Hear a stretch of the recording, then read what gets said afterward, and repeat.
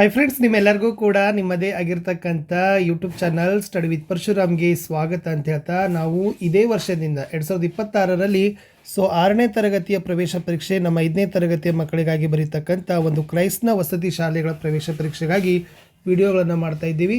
ಈ ಮುಂಚೆ ನಾವು ಕೇವಲ LBAಗೆ ಸಂಬಂಧಪಟ್ಟಂತೆ ವಿಡಿಯೋವನ್ನು ಮಾಡ್ತಾ ಇದ್ದೀವಿ. ಸುಮಾರು ನಮಗೆ ರಿಕ್ವೆಸ್ಟ್ಗಳು ಬಂತು.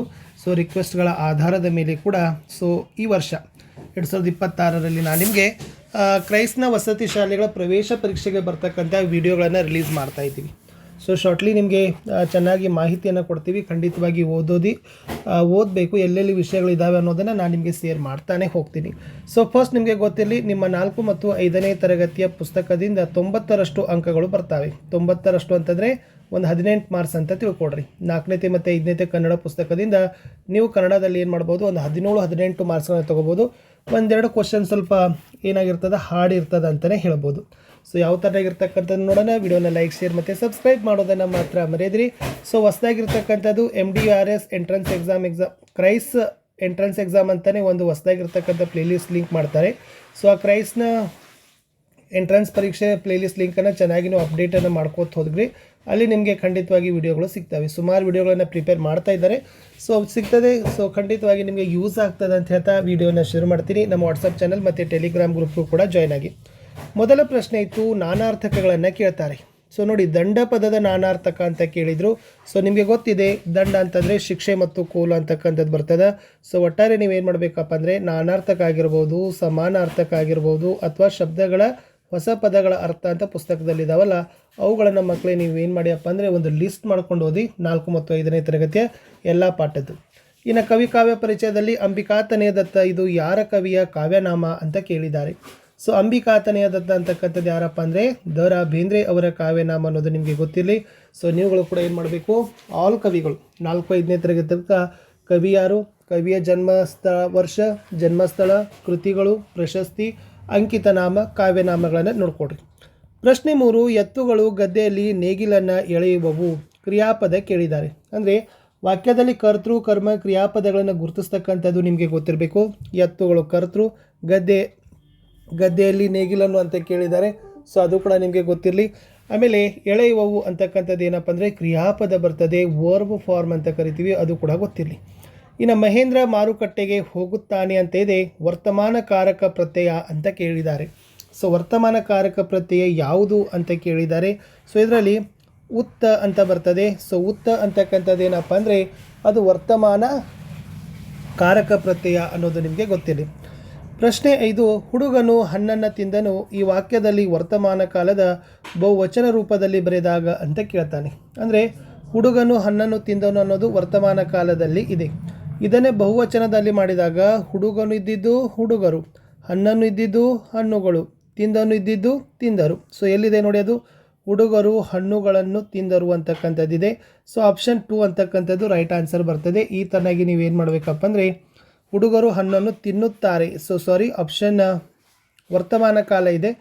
ತಿಂದರು ಇಟ್ ಮೀನ್ಸ್ ಏನಾಗ್ತದಪ್ಪ ಅಂದರೆ ತಿಂದರು ಭೂತ ಆಗ್ತದೆ. ಓಕೆ, ತಿನ್ನುತ್ತಾರೆ ಅನ್ನೋದು ವರ್ತಮಾನ ಕಾಲ ಬರ್ತದೆ. ಓಕೆ, ಇನ್ನು ನೆಕ್ಸ್ಟ್, ಗುಂಪಿಗೆ ಸೇರಿದ ಪದವನ್ನು ಬರಿಬೇಕಾಗಿತ್ತು. ಇಲ್ಲಿ ಪದದ ಅರ್ಥ ಕೇಳಿದ್ದಾರೆ. ಇಲ್ಲಿ ಸ್ವಚ್ಛತೆ ಅಂತಕ್ಕಂಥದ್ದು ಬರ್ತದೆ. ಯಾಕಂದರೆ ಕೊಳಕು ಅಂದ್ರೂ ಮಲಿನ ಅಂದ್ರೂ ಕೂಡ ಗಲೀಜು, ಇವೆಲ್ಲ ಏನಪ್ಪ ಅಂದರೆ ಒಂದೇ ಅರ್ಥ ಕೊಡ್ತವೆ. ಸ್ವಚ್ಛತೆ ಅನ್ನೋದು ವಿರುದ್ಧವಾದ ಅರ್ಥವನ್ನು ಕೊಡ್ತದೆ. ಕಂಠವು ಬಿಗಿದು ಬಂತು ಈ ನುಡಿಗಟ್ಟಿನ ಅರ್ಥ ಅಂತ ಕೇಳಿದ್ದಾರೆ. ಕಂಠ ಬಿಗಿದು ಬಂತು ಅಂತಂದರೆ ದುಃಖ ಉಮ್ಮಳಿಸಿ ಬರುವುದು ಅಂತ ಇದೆ. ಇದು ನಿಮ್ಮ ಪುಸ್ತಕದಲ್ಲಿದೆ. ಅದನ್ನು ಚೆನ್ನಾಗಿ ಪ್ರಿಪೇರ್ ಮಾಡಿ. ಇನ್ನು ಅಡ್ಡ ಮರದಲ್ಲಿ ಬೊಡ್ಡ ಕುಳಿತಿದ್ದಾನೆ, ನಾನು ಯಾರು ಒಗಟು ಬಿಡಿಸಿ ಅಂತ ಕೇಳಿದ್ದಾರೆ. ಅಡ್ಡ ಮರ ಇದೆ, ಬೊಡ್ಡ ಕುಳಿತಿದ್ದಾನೆ ಅಂತಕ್ಕಂಥದ್ದಿದೆ. ಅದು ಬಂದುಬಿಟ್ಟು ಹಲಸಿನ ಹಣ್ಣು ಅಂತಕ್ಕಂಥದ್ದು ಇಟ್ಸ್ ದ ರೈಟ್ ಆನ್ಸರ್. ಕನ್ನಡದಲ್ಲಿ ಒಗಟುಗಳಿದ್ದಾವೆ ನಿಮ್ಮ 4 ಮತ್ತು 5ನೇ ತರಗತಿಯ ಪುಸ್ತಕ, ಅದನ್ನು ನೋಡ್ಕೊಂಡು ಹೋಗಿ. ಇನ್ನು ಅಕ್ಕಿಯು ಆರಿ ಹೋಗಿ ಅಕ್ಕಿಯನ್ನು ತಿಂದಿತ್ತು ಅಂತ ಇದೆ. ವಾಕ್ಯವನ್ನು ಸರಿಪಡಿಸಿ ಬರೀಬೇಕಾಗಿತ್ತು. ಜಸ್ಟ್ ಇದೇನು ಮಾಡಬೇಕಾಗಿತ್ತಪ್ಪ ಅಂದ್ರೆ ಅಕ್ಕಿ ಅಂತ ಇದೆ, ಅದು ಹಕ್ಕಿ ಅಂತ ಬರಬೇಕು. ಅಂತಕ್ಕಂಥ ಉಚ್ಚಾರಣದ ಮೇಲೆ ಪ್ರಶ್ನೆ ಇತ್ತು. ಹಕ್ಕಿಯು ಹಾರಿ ಹೋಗಿ ಅಕ್ಕಿಯನ್ನು ತಿಂದಿತು. Option 2 is the exactly right answer. ಮಗಳು ತಂದೆಗೆ ಪತ್ರ ಬರೆದಳು ಅಡಿಗೆರೆಗಳಿಗೆ ಲಿಂಗ ಬದಲಿಸಿ ಬರೆದಾಗ ಅಂತ ಇದೆ. ಇಲ್ಲಿ ಲಿಂಗವನ್ನು ಬದಲಿಸಬೇಕು. ಮಗಳು ಇದ್ದಿದ್ದು ಮಗ, ಓಕೆನಾ, ಮಗನು, ತಂದೆಗೆ ತಾಯಿಗೆ. ಮಗನು ತಾಯಿಗೆ ಪತ್ರ ಬರೆದನು. ಮಗನು ತಾಯಿಗೆ ಪತ್ರ ಬರೆದನು ಆಪ್ಷನ್ 3ದಲ್ಲಿದೆ. So 3 is the right answer ಅಂತಕ್ಕದ್ದನ್ನು ನೀವು ಬರಿಬೇಕು. ಎಸ್. ಮುಂದಿನ ಪ್ರಶ್ನೆ, ಪ್ರಕೃತಿ ಪದವನ್ನು ಬಿಡಿಸಿ ಬರೆದಾಗ ಸರಿಯಾದ ರೂಪ ಅಂತ ಕೇಳಿದ್ದಾರೆ. ಸೊ ಪ ಜೊತೆಗೆ ಏನದಪ್ಪ ಅಂದ್ರೆ ಪ್ರ ಅಂತ ಇದೆ. ಸೊ ಇದು ಆಪ್ಷನ್ 2 ಬರ್ತದೆ. ಯಾಕಂದ್ರೆ ಪ ರ ಅ ಪ್ರ ಆತು, ಕೃ ಅದ, ಕ ಪ್ಲಸ್ ರು, ತಿ ಅದ, ತ ಪ್ಲಸ್ ಇ. ಇಲ್ಲಿ ನೋಡಿ ರ ಜೊತೆ ಇದು ತಪ್ಪಿದೆ, ಇದು ತಪ್ಪಿದೆ, ಇದು ತಪ್ಪಿದೆ. ರು ಕೇವಲ ಏನಪ್ಪ ಅಂದರೆ ಸ್ವರ. ಸೊ ಆಪ್ಷನ್ 2 ಅಂತಕ್ಕದ್ದನ್ನು ನೀವೇನು ಮಾಡ್ಬೋದು, ಈಸಿಯಾಗಿ ಕಂಡುಹಿಡಿಬೋದು. ಚೇತನ ಹಸಿರು ಮಾಡಲಿ ಕರಿದು ಈ ಪದವನ್ನು ಅಕಾರಾದಿಯಲ್ಲಿ ಬರೆದಾಗ ಸರಿಯಾದ ಕ್ರಮ ಏನಾಗ್ತದೆ ಅಂತ ಕೇಳಿದರು. ನೀವು ಅಕಾರಾದಿ ಕ್ರಮದಲ್ಲಿ ಬರೆದಾಗ ಸೊ ಫಸ್ಟ್ ಬರ್ತಕ್ಕಂಥದ್ದು ಕ ಬರ್ತದೆ, ಚ ಬರ್ತದೆ, ಮ ಬರ್ತದೆ, ಹ ಬರ್ತದೆ. ಯಾವುದು ವರ್ಣಮಾಲೆಯಲ್ಲಿರ್ತಕ್ಕಂಥ ಅಕ್ಷರಗಳನ್ನು ನೋಡಿ ನೀವೇನು ಮಾಡ್ಬೋದು, ಅದನ್ನು ಡಿಕ್ಷನರಿ ಆರ್ಡರಲ್ಲಿ ಬರಿಬೋದು. ಇನ್ನು ಕೆಳಗಿನ ಪದಗಳಲ್ಲಿ ವಿಸರ್ಗ ಒಳಗೊಂಡಿರುವ ಪದ ಅಂತ ಕೇಳಿದ್ದಾರೆ. ವಿಸರ್ಗ ಮತ್ತು ಅನುಸ್ವಾರ ಅಂತ ಗೊತ್ತಿದೆ. ಇದು ಅನುಸ್ವಾರ ಇದೆ, ಇದು ಅನುಸ್ವಾರ, ಇದು ಅನುಸ್ವಾರ. ಪುನಃ ಮಾತ್ರ ಏನಪ್ಪ ಅಂತಂದರೆ ಅದು ವಿಸರ್ಗವನ್ನು ಶಬ್ದ. ಕೆಳಗಿನ ಪದಗಳಲ್ಲಿ ವಿಜಾತಿ ಒತ್ತಕ್ಷರ ಹೊಂದಿರುವ ಪದ ಅಂತ ಕೇಳಿದರು. ಸೊ ಕದ ಇದು ಸಜಾತಿ ಆಯಿತು, ಇದು ಸಜಾತಿ ಆಯಿತು, ಇದು ಸಜಾತಿ ಆಯಿತು. ಆಜ್ಞೆ ಅಂತಕ್ಕಂಥದ್ದು ಏನಪ್ಪ ಅಂದರೆ ವಿಜಾತಿಯ ಒಂದು ಪದ. ಗುರುತಿಗಾಗಿ ವ್ಯವಹಾರದ ಉಪಯೋಗಕ್ಕಾಗಿ ಇಟ್ಟುಕೊಂಡ ಹೆಸರುಗಳು ಅಂತ ಕೇಳಿದ್ದಾರೆ. ಸೊ ಇಟ್ಟುಕೊಂಡ ಹೆಸರುಗಳನ್ನು ನಾವೆಲ್ಲ ಏನಂತ ಕರಿತೀವಪ್ಪ ಅಂತಂದರೆ ಅಂಕಿತ ನಾಮ ಅಂತ ಕರಿತೀವಿ. Option 2 is the right answer. Kanchana ಸುಂದರ ಹುಡುಗಿ ಈ ವಾಕ್ಯದಲ್ಲಿ ಅಡಿಗೆರೆ ಎಳೆದ ಪದದ ವ್ಯಾಕರಣಾಂಶ ಅಂತ ಕೇಳಿದರು. ಕಾಂಚನ ಮತ್ತು ಹುಡುಗಿ ಇವೆಲ್ಲ ನಾಮಪದ, ಬಟ್ ಸುಂದರ ಅಂತಕ್ಕಂಥದ್ದು ನಾಮಪದವನ್ನು ವರ್ಣನೆ ಮಾಡೋದ. ಸೊ ಇದೇನಾಗ್ತದಪ್ಪ ಅಂತಂದ್ರೆ ಗುಣವಿಶೇಷಣ ಈಸ್ ದ ರೈಟ್ ಆನ್ಸರ್. ಅಂದರೆ ಕಾಂಚನನ ಗುಣ ಹೇಗಿದೆ, ವಿಶೇಷಣ ಆಕೆ ಹೊಗಳಿಕೆಯಾಗಿರ್ತಕ್ಕಂಥ ಪದ. ಸೊ ಸುಂದರ ಅನ್ನೋದೇನಪ್ಪ ಅಂತಂದರೆ ವಿಶೇಷಣವಾಗಿರ್ತಕ್ಕಂಥ ಪದ ಇತ್ತು. ಇನ್ನು ಬೆಟ್ಟದವರೇ ಈ ಒಂದು ಪದವನ್ನು ಬಿಡಿಸಿ ಬರೆದಾಗ ಏನಾಗ್ತದೆ ಅಂತ ಕೇಳಿದ್ರು. It's a very easy. ಬೆಟ್ಟ ಪ್ಲಸ್ ತಾವರೆ ಅಂತ ಆಗ್ತದೆ, ಬೆಟ್ಟದ ತಾವರೆ ಆಗೋದಿಲ್ಲ. ಇನ್ನು ಆದೇಶ ಸಂಧಿಗಳಲ್ಲಿ ಕತಪಗಳಿಗೆ ಯಾವ ಆದೇಶವಾಗಿ ಬರ್ತವೆ, ಕತಪಗಳಿಗೆ ಗದಬಗಳು ಬರಬೇಕು. Option 3 is the right answer. ಸೂತ್ರದಲ್ಲಿ ಅದ.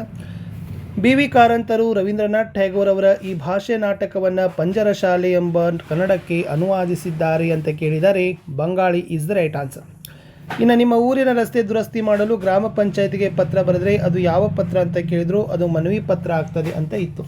ಇಷ್ಟು ಲಾಸ್ಟ್ ಇಯರ್ದಲ್ಲಿ ನಡೆದಿರ್ತಕ್ಕಂಥ ಕನ್ನಡದ ಒಂದು ಕ್ವಶನ್ ಪೇಪರನ್ನು ನಾನು ನಿಮಗೆ ಕೊಟ್ಟಿದ್ದೀನಿ. ಓಕೆನಾ. ಸೊ ರೈಸ್ನಲ್ಲಿ ನಡೆದಿರ್ತಕ್ಕಂಥ ಪರೀಕ್ಷೆ. ಸೊ ಚೆನ್ನಾಗಿ ಇದೇ ಪ್ಯಾಟರ್ನಲ್ಲಿ ಮುಂದೆನೂ ಕೂಡ ವಿಡಿಯೋಗಳು ಬರ್ತವೆ, ಅವುಗಳನ್ನ ಸಹಿತ ನೋಡೋದನ್ನು ಮಾತ್ರ ಮರೆಯದಿರಿ. ಸೊ ವಿಡಿಯೋ ಹೇಗೆ ಅನಿಸಿತ್ತು ಅನ್ನೋದನ್ನು ಕಮೆಂಟ್ ಮಾಡಬೇಕು. ಸೊ ವಾಟ್ಸಪ್ ಮತ್ತು ಟೆಲಿಗ್ರಾಮ್ ಚಾನಲ್ಗೆ ಜಾಯ್ನ್ ಆಗಿ, ಖಂಡಿತವಾಗಿ ನಿಮಗೆ ಅಲ್ಲಿ PDF ಗಳನ್ನ ಶೇರ್ ಮಾಡ್ತೀನಿ.